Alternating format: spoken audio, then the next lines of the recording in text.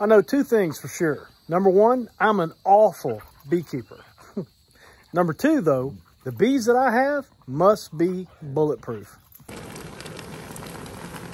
I'm only a couple of months late getting into this beehive. Weather, illness, travel schedules, all kind of just sound like excuses to me.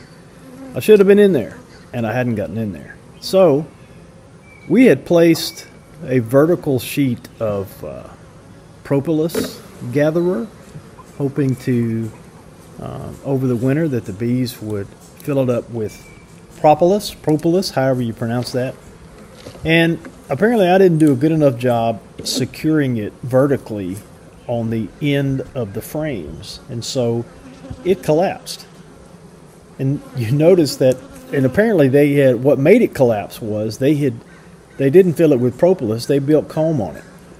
Now that's, again, probably because I didn't get into the hive soon enough and give them additional frames to work with.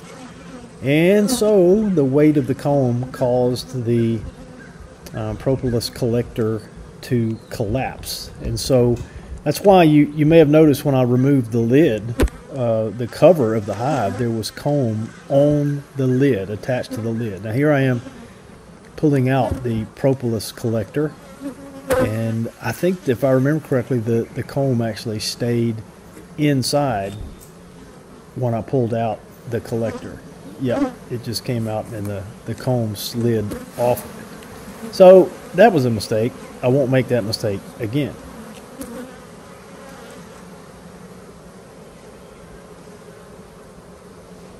There was honey all over the bottom of the hive. Well, really not all over, but bits and pieces. There's a piece of comb that was covered. It was full of honey. Also full of bees. There was one little piece that was still in the bottom that I ended up leaving there. The bees were very defensive, very active.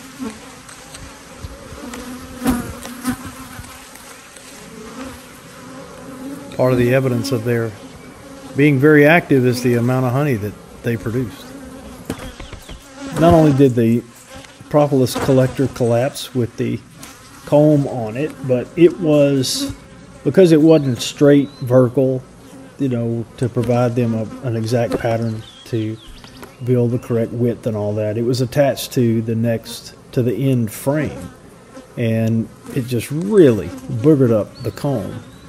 I don't know how well you can see, but it just tore the centerpiece. Oh, okay, there's a shot of the comb that was on the lid, and it just was a big mess. I expected to be inside the hive for 5 or 10 minutes adding some frames that I should have added a couple of months ago, and gosh, I think I ended up being out there for an hour cleaning up and trying to make it livable for them. My plan was to add a new frame with foundation in the 3rd spot, the 5th spot, the 7th spot, and the 9th spot. And because I ended up having to remove a couple of frames, I ended up adding a couple of additional frames with full foundation. I'm sorry I didn't get footage of the rest of the process. My iPhone overheated. And so here is the remnants of the comb that I picked up out of the bottom of the hive and off of the frame that was kind of mostly destroyed.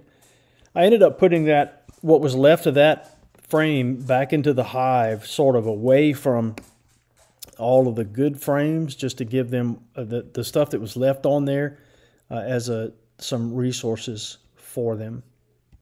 And the next frame in from the really damaged frame was this one, and you see how it was kind of pulled out. It was connected to it.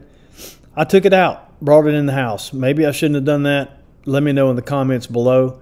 But this sucker was beautiful and weighed over 10.5 pounds. Patty immediately began crushing the wax and straining the honey, and she got this quart already that was 2.5 pounds, a little better. So that was quite the adventure.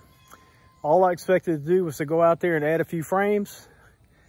Ended up trying to clean up a mess, and the good news is I wasn't expecting to take any honey. I probably messed up by taking the frame that had damaged comb on it.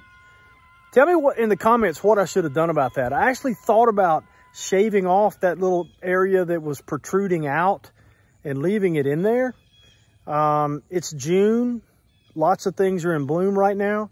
And I can tell you this, those bees are active. They are highly defensive, highly active, and it was slam full of bees. So we'll see what happens. I'll keep an eye on them, but that was quite the adventure.